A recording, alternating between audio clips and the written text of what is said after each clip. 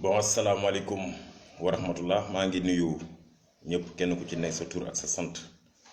di la fekk fa nga toog di la bége di la ñaanal jàmm. waaw pour ñu ma xamul man la caporal Ousseynou Fall maa ngi nekk Thiès, je suis un ancien militaire maa yor mouvement politique bi ñuy wax Génération Patriote ngir Sénégal raw mouvement la boo xamante ne nii des anciens militaires, des anciens paramilitaires civils ñoo ci nekk. maa ngi nuyu ñëpp kenn ku ci ne turam ak santam comme ni ma ko waxee dañu ñëw tey ci ay thèmes ñu élaborer 3 thèmes majeurs. Premier thème bi mooy les forces de défense et de sécurité. Bon, deuxième thème bi nekk immigration clandestine, immigration irrégulière. Troisième thème bi nekk surprise lay doon boo xamante ni moo nekk dans le buzz intéressé Sénégalais yëpp. Bon, ce qui concerne nos forces de défense et de sécurité, moi je suis un ancien militaire, j'ai fait l'armée, j'ai fait 11 ans d'armée sans interruption. Mais maintenant j'ai quitté, je suis dans la vie civile. J'ai quitté, je suis dans la vie civile. Bon, armée dafa nekk cellule boo xamante ni c'est un pays dans un pays. Comme li gars yi di wax ñu ne la grande muette. La grande muette ko xamul mooy lépp loo xamante ne ni maanaam luy doxal armée mooy dañ ko war a wax. lépp lu yàq armée tamit dañ ko war a wax fañ ko war a waxee. mais lépp loo xam ne day doxal armée pour la bonne marche de l'intérêt commun dañuy war a taxaw ak fépp fu mu doon ñu wax ko. benn biñ ci gën a nemmeeku mooy comme lu ci mel ne suñu armée sénégalaise nekk na armée boo xam ne c'est reconnu dans le monde entier vis-à-vis des Nations Unies. tey Nations Unies boo nee armée sénégalaise xam nañ ko ci taxawaay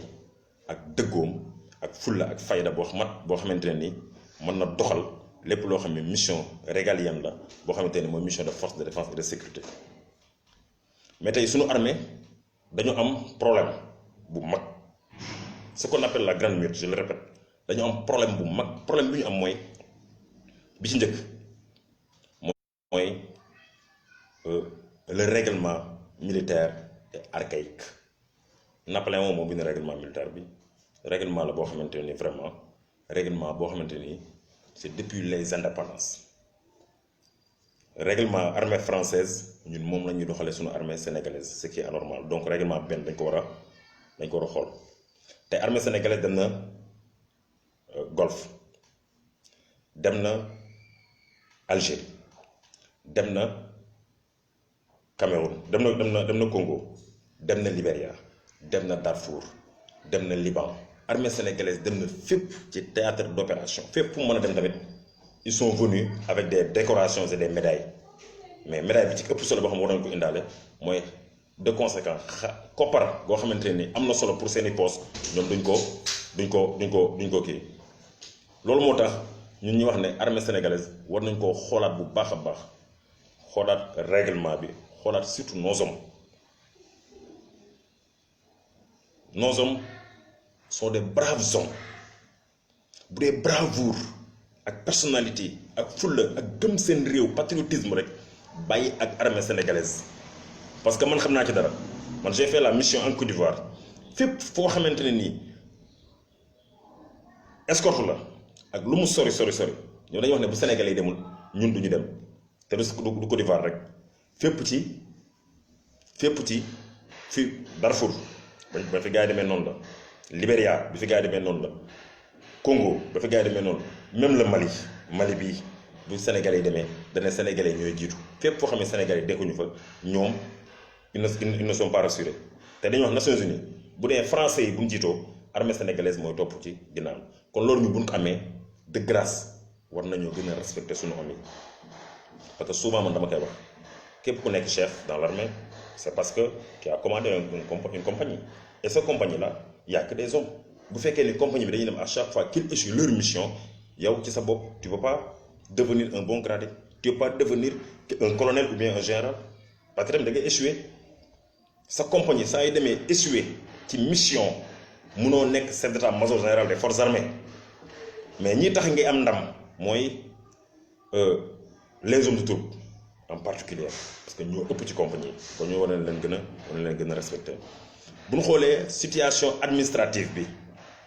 surtout li nga xamante ne nii le fameux général Mamadou Sow moo ko fi indi mooy les avancements te da ngay xool un sergent tu es sergent en 2020 bala ngay jàll sergent chef c'est en 2025 bala ngay jàll adjudant c'est en 2030 bala ngay jàll adjudant chef c'est en 2035 kon di nga def 20 ans bala ngay nekk adjudant chef ça c'est anormal quand même et pourtant 10 ans war nga ci mën a jàll te officiers yi ñoom 10 ans dañuy jàll di échelon très rapidement mais les sous-officiers ils n'échelonnent plus parce que de 5 ans à 5 ans tu deviens vieux am na stage yoo xam doo ko mën a def loolu général Mourou Sow moo ko def kon il faut que dem loolu gars yi jéem ko changer il faut ñu jéem a changer loolu le gars il a ses diplômes il doit passer il n'a pas de diplôme il doit chercher des diplômes pour passer de grade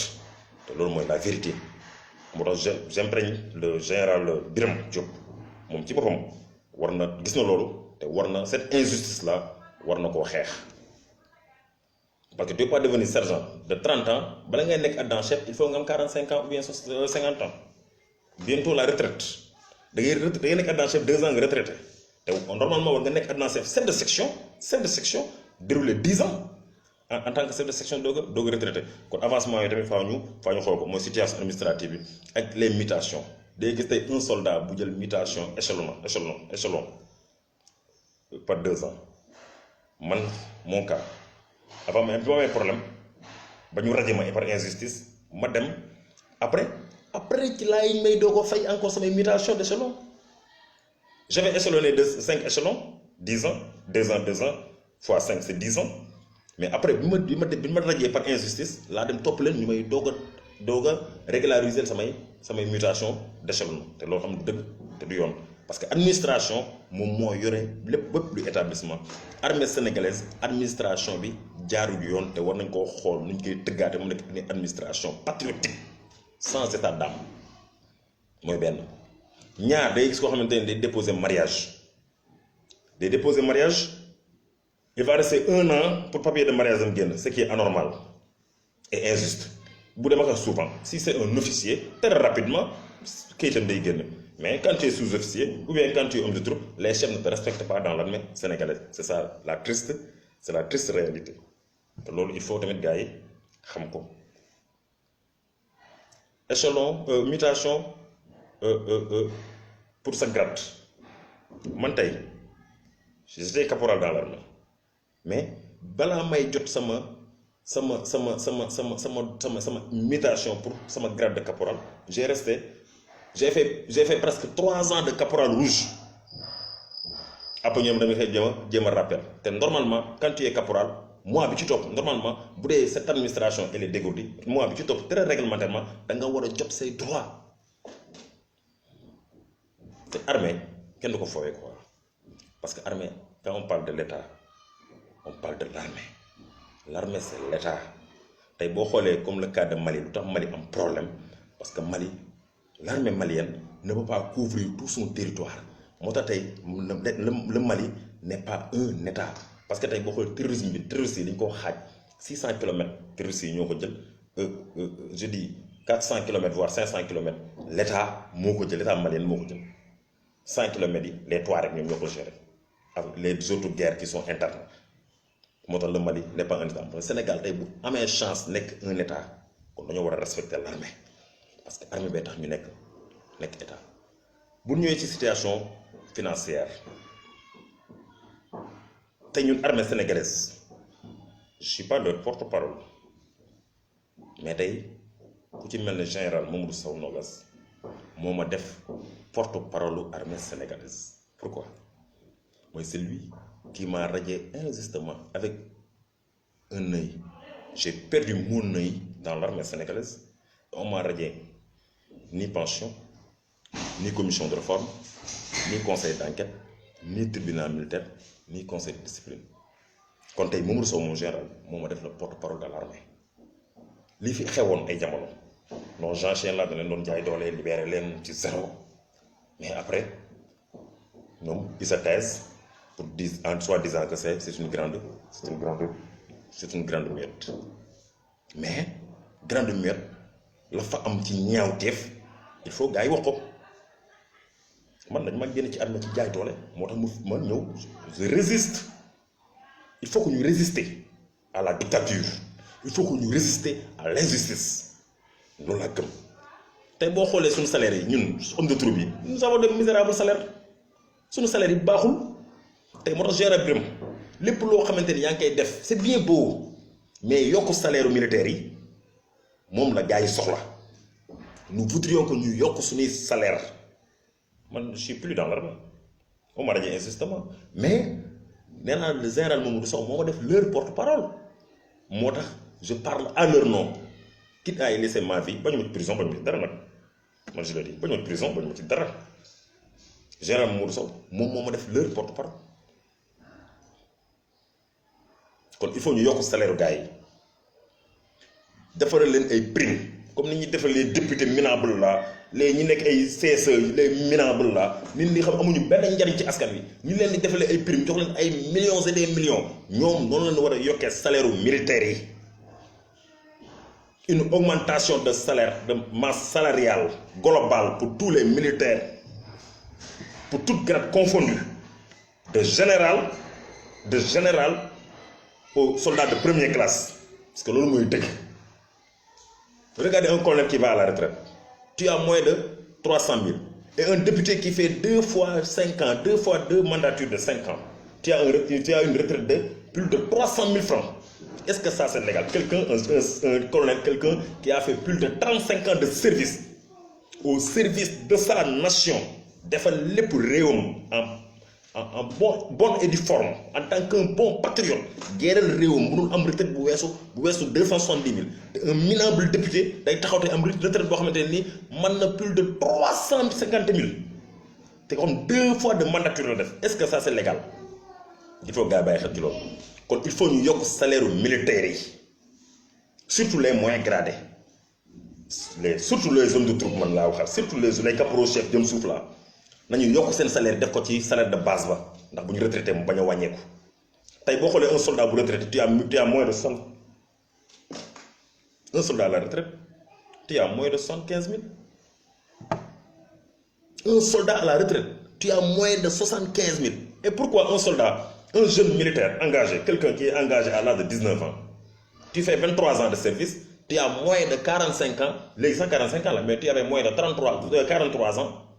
d'âge ñu libéré la nga ne ñu leen da la retraité nga nekk un jeune man tey sama classe yi ils ont 15 ans d'armée fii ak 10 ans dañuy retraité dañuy am 45 ans net nekk un jeune retraité pour la ñuy bàyyi ay magistrats ñoo xam retraité nañ depuis Mathusalem di leen yokkal parce que magistrats yi ñoom ñooy signé affaire yu leen neex macha allah pour président de la république ñoom ñooy yokk mandature président ñoom ñooy tëj opposants yi ñoom ñuy def loolu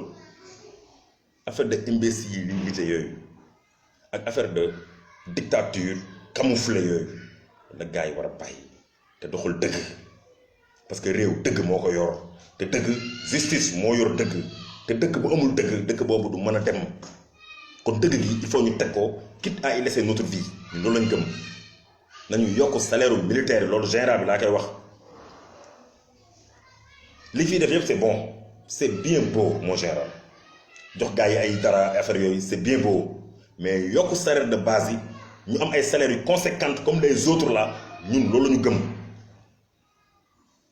militaires yi nekk en service ils sont fatigués malgré yaa ngi def beaucoup d'efforts mon général malgré vous faites beaucoup d'efforts mon général mais ils sont fatigués malgré yaa ngi leen defal ay tenues malgré yaa ngi leen mos a jox blouson sans pour autant ñu jënd ko man nekk naa armée 11 ans saa yu ma amee blouson dama ko jënd ci FQA laa commencé jënd blouson ba ni may amee 11 ans tamit dañ may dàq injustement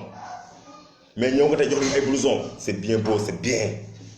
yooyu yëpp baax na mais li ci ëpp solo mooy il faut gars yi ñu nangoo yokk seen salaire yi nañu yokk salaire yu homme de tenue parce que ils sont trop fatigués ci liggéeyu réew mi te réew mi amul leen benn njariñ man maa ngi nii li ma état du Sénégal yore c'est des millions et des millions et des millions parce que bëgguñu ma ko jox parce que ñu ne ànduma ak ñoom ci wàllum politique man bi may engagé wu ci politique dama ne ñi nga xamante ne nii général Modou Sow moo tax ma nekk seen porte-parole par injustice moo tax ma nekk seen porte-parole du ma dem di leen bàyyi ginnaaw loolu laa opté te loolu laa gëm kon du ma dem mukk di collaborer ak ñi nga xamante ne ñoo leen teg injustice boobu kon ñu suba amuma dara lu ma ne benn compte bu ma leen rendre ëllëg te man sama dignité ma gën a loo mën a am sama deret moo ma gën a loo mën a am moo tax j'ai opté de rester révolutionnaire man loolu laa gëm du tere nag ñuy wax pour ñu yokk salaire militaires yi jox leen ay primes yu adéquates comme ni ñuy joxe gars yi ay primes comme ni ñuy joxe gars yi ay primes xoolal benn conseiller rek ñu den la conseiller rek jox la 5 millions wala jox la 3 millions de salaire militaire bi nga xam ne mu ngi Casamance di guerre mu ngi fépp di guerre réew mënul am sa salaire 150 000 bu baax mu retraité nga génne 70 000 bàyyi ko 70 000 nee na 70 000 la war a yore njabootam moo tax militaire boo ci gis mu ngi ay gardiennage ay chauffeur loolu day dakk loolu day dakk loolu mënul nekk ci réew mi parce que réew mi bu fi armée nekkul président de la république du fanaan këram kon ba léegi ñu des ci armée boo waxee armée munoo bàyyi veuve yi soo waxee armée munoo bàyyi orphelin yi parce que veuve yi nga xamante ne seen jëkkër dañoo dem geeral Sénégal ba dee ci champ de bataille ba des fa tey les veuves là sont fatiguées pension 25 000 am na ñoo xam ne moom lañu am pour garder leur famille waa ji bàyyi na tey ndeysaan bàyyi na je rends hommage à tous les militaires tombés au champ de bataille pour l'honneur de leur patrie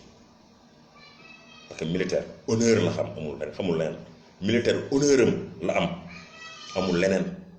mais nag c'est dommage pour le Sénégal tey ñin fi respecté mooy les menteurs les fouteurs de bordel là ñoom lan respecté mais respecté wuñ koo xamante ni mu ngi ñaqal réewam comme les militaires soo tamit il faut gars yi wokk dëgg gi bu jotee dañ koy wax tey mënoo wax armée te waxoo veuve et misérable pension de 25 000 la ñu am ñu faaw ñu xool seen situation les orphelins aussi am na ñoo xam jàngeetuñu ba seen i bàyyi gaañoo lañ bàyyi jàng parce que amatuñu ku leen dugal école amatuñu ku leen fayal yu jàng loolu tey war nañ ko wax dafa leen wutal leen ay pension yu adéquate mon général loolu tamit yow laa ci indexé quoi il faut que li ngay def ni c'est bien beau mon général mais il faut que dama nga taxaw nangoo fëgg ci table bi wax ak président ne ko veuve yi il faut ñu yokk seen i salaire orphelins yi veuve yi il faut ñu yokk seen i pension orphelins yi aussi il faut que ñu xool seen i pension parce que sa baay mënul dem ci guerre bi des fois léegi yow tu reviens comme ça à zéro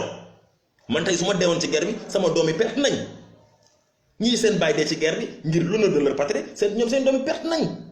loolu moo dëgg moo dul yoon nga ñëw ci blessé de guerre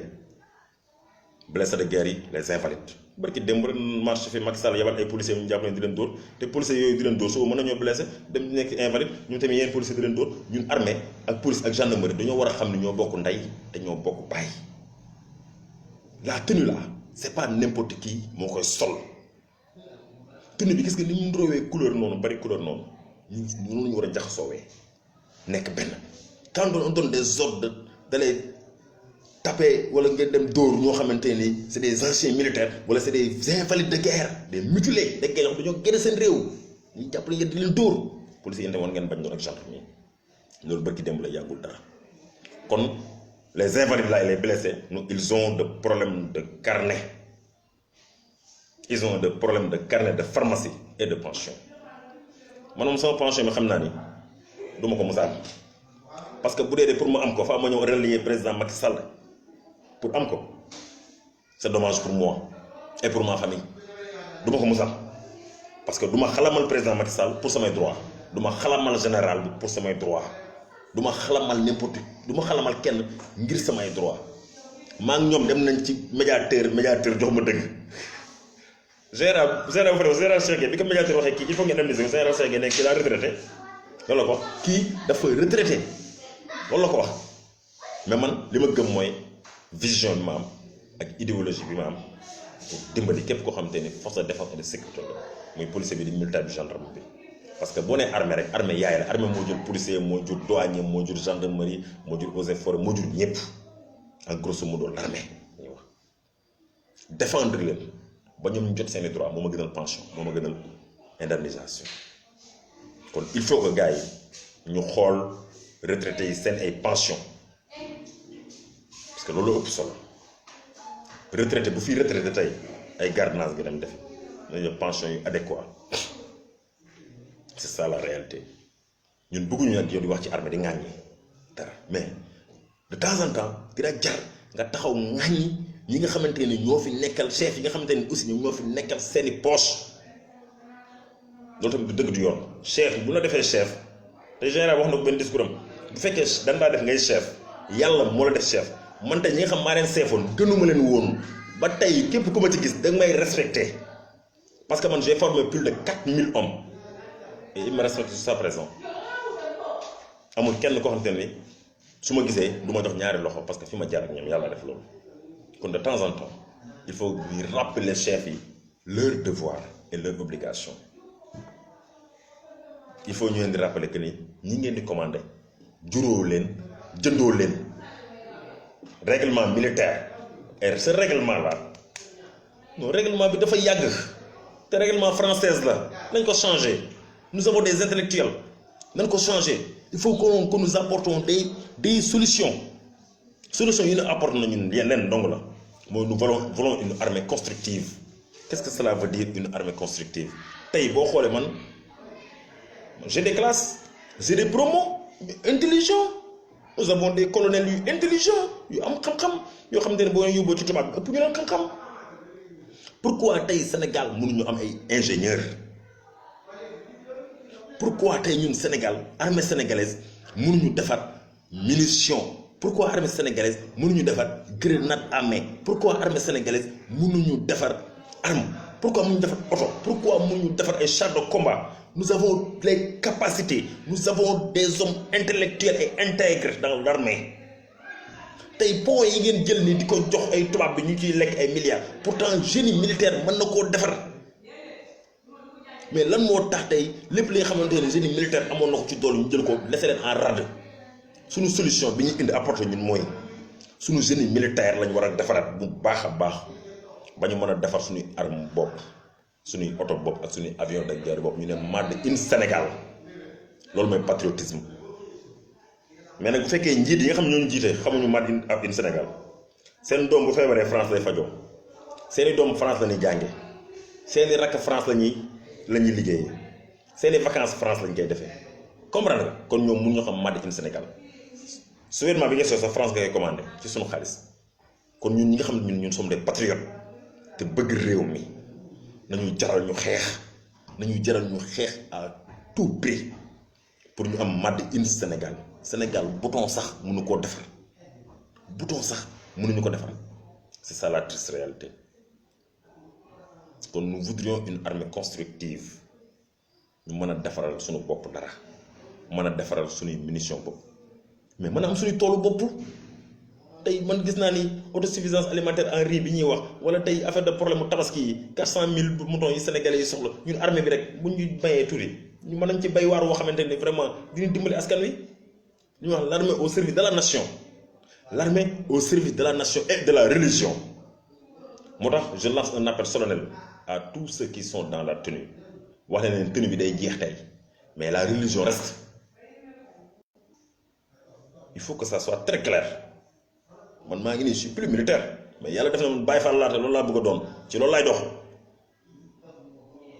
bu ñu gëmloo seen affaire de satanique yooyu seen affaire de franc-maçon yooyu bu ñu ko gëmloo nañ gëm ne ñun ñii jullit nañ gëm ne ay jullit la du leen tere dem jumaa du leen tere dem jàkka du leen tere gëm seen sëriñ ñi nga xamante ne ni ay c'est des chrétiens ñoom du leen tere dem église ñu gëm ñoom li ñu gëm man loolu laa gëm bu ñu la gëmloowee armée xëy suba on va te laisser en rade am na ba sama benn boy tey du ma tudd turam tey mais su ma waxee peut-être ñi nekkoon Mali nañ ci xam dara sama boy bi Mali la accidenté seen oto bi tonneau boy bi fi mu tëdd sax tey mënu faa jóg 6 mois la fa def ñu rapatrier ko Sénégal indi ko rapport bi nga xam ne sax bind nañ ko non chef militaire la dañ cay fen wax ne boy bi dafa am beneen situation moo ko def noonu boy bi mu ngi seen kër tëdd pension d'invalidité sax mënu ko am je parle pas de Cheikh Ndiaye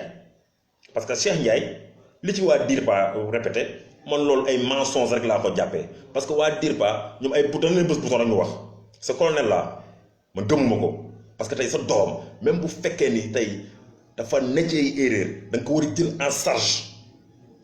ils n'ont pas pris Cheikh Ndiaye en charge te tey colonel boobu doon wax colonel Ndiaye moom bu doon doomam moo am problème paralysie da ko yóbbu France te yóbbu ñu Cheikh Ndiaye France dootoo yóbbu ñu Cheikh Ndiaye France wala États-Unis wala ci yenn dëkk yi ñu xool ñu koy fajee pourtant ñoom seen doom bu bañu seen doom di mettre sa France lañ koy yóbbu man bi ma blessé à Dodji sama bët tuuru fële ci Dodji man ci camion lañ ma def ci camion lañ ma dugal te dama ne man bu doon doom waxuma la général sax waxuma capitaine sax mais bu doon doomu lieutenant sax am doomam dañ koy jël oto bu baax parce que man ñu xam am na trouble laa rek moo tax ñu laissé ma en rade du man rek beaucoup de personnes qui ont subi l'injustice dans l'armée et que injustice yooyu nag dajaloo mooy dem ba un jour une mutinerie je mets garde à tous nos chefs hiérarchiques je mets garde à tous nos chefs hiérarchiques et au président de la République Macky Sall que ni ces injustices là yi ngeen di xeeb noonu mu ëllëg mën a indi mutinerie ci réew mi te ñun jàmm rek lañ bëgg ci réew mi jàmm dong lañ ci bëgg mais tamit du ngeen ñu gën a bëgg suñu bopp du ngeen ñu gën a am fulla du ngeen ñu gën a am fayda bu dee toog di teg seen i deal moo leen gën a li nga xam ngeen lijjanti li nga xam mooy jafe-jafe askan wi ak jafe-jafe yi nga xamante ne ñoo tax yéen ngeen di nelaw yéen amu leen jom sax parce que bu ngeen ameen jom di ngeen respecter homme de tenue yi parce que yow Macky Sall fa ngeen fanaan Mermoz bu doon gendarme yi doo fa fanaan parce que yow mboqat nga xam nañ lépp bu doon gendarme yi doo fanaan Mermoz kon yéen seen ñàkk jom moo tax ngeen bañ a respecter homme de tenue yi te bu doon homme de tenue yi du ngeen fanaan seen kër yi kon il faut que ngeen respecter ñu respecter leen le respect nag est réciproque nit ñi boo leen respecté wul tamit duñ la mën a respecté nañu gëm suñu religion gëm suñuy tarixa bu ñu tëni bi gënal loolu bu ñu tëni bi gënal suñu religion parce que tëni bi un tout petit peu de temps nga ci am boo ci deewul tu vas retourner dans la vie civile et que boo demee vie civile ci nga xam ne armée bi nax na la chef yi nax nan la il faut gars yi ressaisir kon bu baax Thiès nag moo tàngoor woo xamante ne ki nga xam ne tàngoor fu jógee instant bi waroon na nekk ci temps bu climat bu neex mais dommage pour nous tous Sénégal mu fi noonu léegi changement climatique yi ëpp na ci àdduna kon nag il faut gars yi xalaat ci loolu aussi xalaat ci sunu avenir de demain et celle de nos enfants dañu respecter militaires yi injustice bi am ci armée bi à vous les supérieurs ngeen xeex ko balaa loolu dafa indi mutinerie loolu mën na fi indi mutinerie suba xoolal un militaire bu dem mission ñëw yéen ngay fay ko 4 millions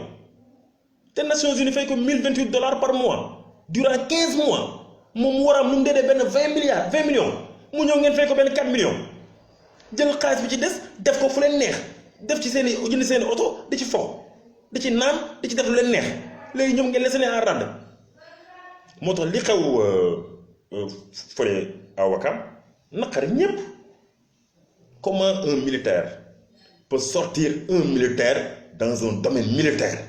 man général foofu rek laa la mere nag kaw terme sud mais au moins sax nga jox leen kër ñoom ñuy fay luyaas ba ñu ñoo fay luyaas de mais ngeen génn leen en rade ba des hommes politiques jël leen en charge loolu mooy militaire si tu es apte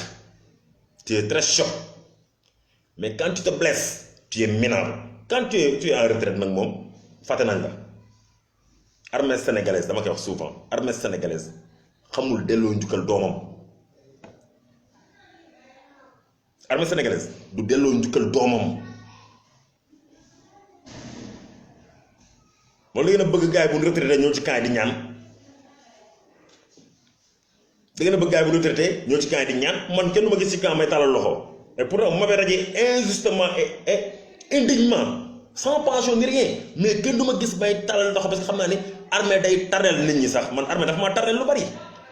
am naa ci connaissance de mais tardel na ma lu bari ba may jugee ci armée laa xam ne armée ay vrai fola surtout armée sénégalaise ay vrai caaxaan la moo tax yéen ñi ci nekk il faut ngeen ressaisir te xam ne askan wi ngeen di dóor suba askan wi ngeen di sànni ay lacrymogène suba bu ngeen demee ba désespéré ñoom civil yooyu ñoom ñoo leen teg ci yoon. C'est votre devoir de garantir la paix et de maintenir la stabilité du pays. c'est notre devoir principal est la paix mais ki lay fay tamit ki nga xamante ne moom moo tax ñuy leur taxe là leurs impôts là la ñuy dajee pour fay ñu ko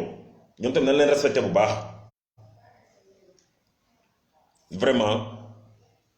maa ngi kontaan bu baax ci armée sénégalaise de leur professionnalisme et de leur patriotisme sans plus tarder xam naa damay dem ci beneen thème mais tamit maa ngi rendre hommage ndeysaan mon jeune petit frère Ousmane Ndaw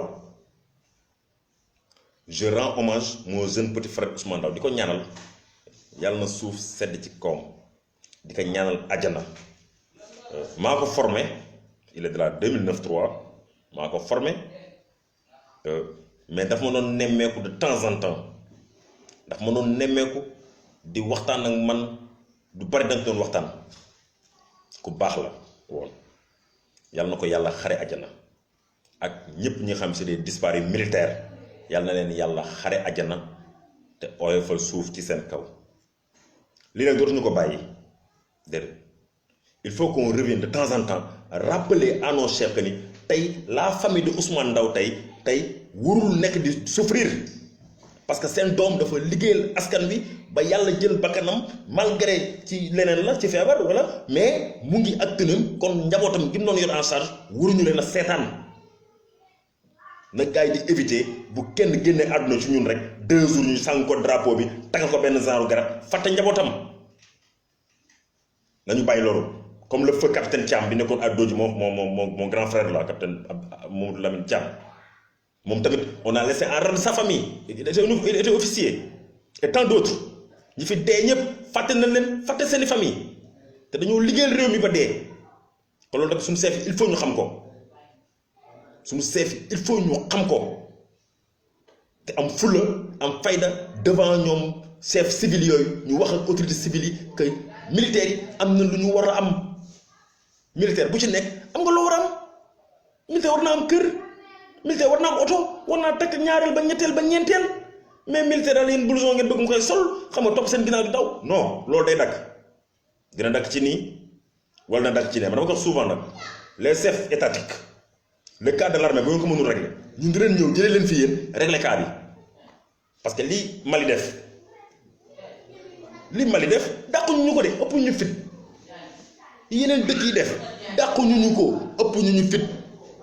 mais Sénégal pays de paix la pays de stabilité la pays de jàmm la pays de bokk la de mbooloo yooyu yëpp ci pays la mais tamit il faut que chef yi xam ne réussir xam ne tamit armée bi kenn du ko caaxaanee parce que dëkk bu ñu respecté rek armée bee tax ñu respecté la maa ngi rendre hommage à nos disparus surtout le sergent Ndaw ndeysaan rak sa dee bett na ma trop mais maa ngi la ñaanal yàlla na yàlla xare àjjana mission bi nga bëggoon ci armée sénégalaise en tant que jeune sergent légionnaire marin force spéciale marin en tant que jeune sergent maa ngi lay ñaanal suuf sedd sa kaw di ko ñaanal aussi sama sœur ndeysaan Ndeye Aïda Sène moom it disparu koo xamante ne ba muy dee c'est la faute de l'armée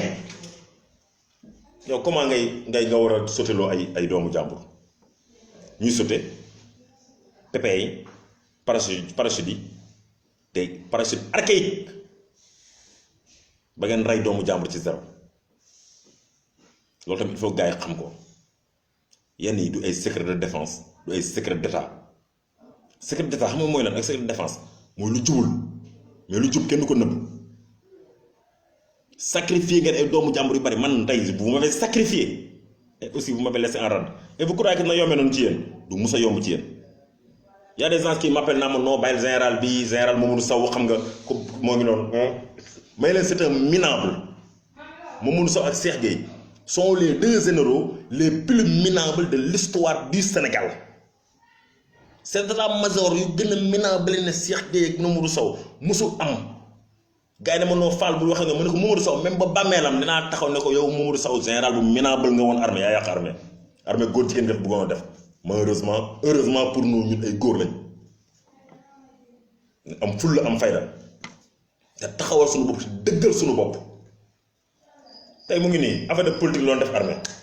retraité na dommage pour lui il est où ana mu fu mu nekk xamatu kenn xamatu sax fu mu féete man maa koy may bës benn saa di ko tudd mais dinaa ko tudd parce que moom moo yàq armée Mamadou Sow moo yàq armée Cheikh Gueye ñëw ngeen koo jogati moo tax général Birame je vous lance un appel solennel fexeel sa tur bi bu ko kenn tuddee comme ni may tuddee général bi nii fexeel sa tur gars yi tudd ko ci les héros yi nga xam c'est des héros ñi nga xam ne ñoo yor armée defar armée Birame am na ci loo nekk di def quand même mais li ci gën gars yi gën a soxla mooy ñu yokk salaire yi nanu yokk salaire militaire yi parce que sonn nañu mënuñoo fay lu yaas le 15 ndeysaan gars yi dañ lay woo fi téléphone caporal le 15 di ma woo téléphone caporal le 15 booy dimbali ma ci dara ay sous-officiers est-ce que vous là est-ce que les chefs là vous réfléchissez quoi yéen est-ce que yéen franchement est-ce que yéen seen xel yi mu ngi ànd ak yéen mu ngi mbalax à chaque fois ngeen sonal nañ ci ay mission dem Casamance rey seen bopp demee stage privé nit ñi seen liberté amuñu vie de famille ils n'ont rien du tout amuñu salaire amuñu tous yéen ngeen ne yaataa yumbe yor seen i oto yu neex yor seen i 4x4 yu neex balaa maa dee nga jël oto militaire indi ko sa kër balaa maa dee weekend jot nga jël oto militaire indi ko sa kër mu fanaan fa te le soldat là bu bëggee déménager sa ab oto sax mënu ko am vous croyez que ça c'est légal seefi am na ñu baax am na ñu bon mais ñi ci bon ñoo ëpp ñu baax intérêt crypto personnel ci armée moo ëpp ñu am intérêt commun c'est la vérité maa ngi sant bu baax na ci kàddu yi vraiment bu fekkee ni il le faut nag beneen saay ñu wax leen dëgg gi parce que dëgg gi moom ñaar la dëgg guy defar day defar rek du mës a yàq dëgg guy yàq moo gën